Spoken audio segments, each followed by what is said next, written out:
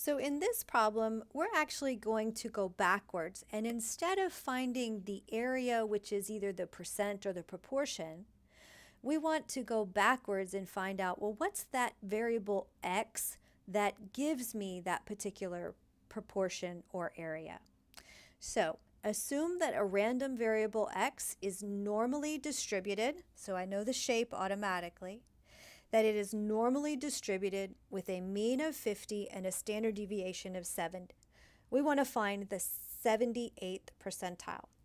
So first I'm going to come in and I'm going to sketch my normal curve, and then I'm going to put on this normal curve the given information that the population mean is 50, its standard deviation is 7. Now remember, when we think about percentiles, we read percentiles from the left to the right. So in other words, the leftmost value is going to be 0%, and then we move to the right all the way up to 100%.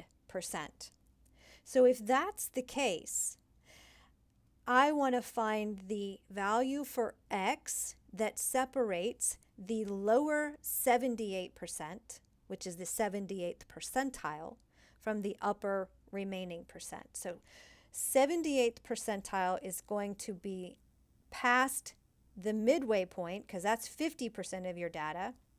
So 78% of my data has to be somewhere over here. So all of this to the left, all of that to the left, that is shaded in blue in this case, represents the 78th percentile, because we read percentiles from the left to the right. So this is starting to tell me then what my probability statement is going to look like when I put it in the calculator. Remember that in the calculator we have the probability of some variable x, and in this case we have values of x that are less than, in order to get it shaded that way. So less than some number, I don't know what the number is, and all of that area to the left of this number has to be equal to 78th percentile, or 0.78. So this is how I'm going to go set up my calculator.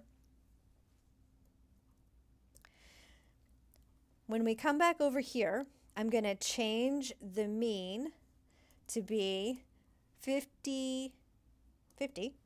Standard deviation changes to 7. And I'm going to change this symbol to be less than this time. Get rid of this number that was in there, because I don't need it. That's what I'm solving for. And on the right of the equal sign is always going to be the number representing your area, or your percent, or your probability or proportion. So that's where the 0.78 goes. When I click enter, now you'll notice that this graph you see on the the distribution you see on your screen is similar to the one I drew before we moved to the calculator.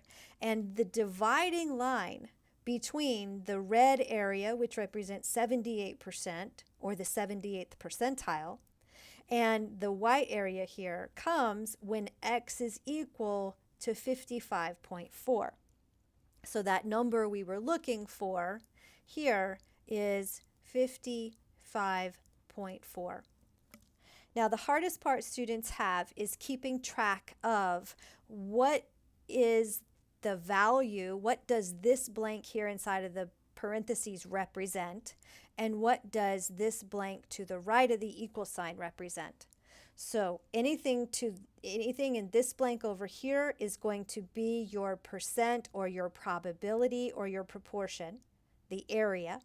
And anything here inside of your parentheses is going to be that value of x, which is along this x-axis. That's the number, that's your variable that happens to be changing.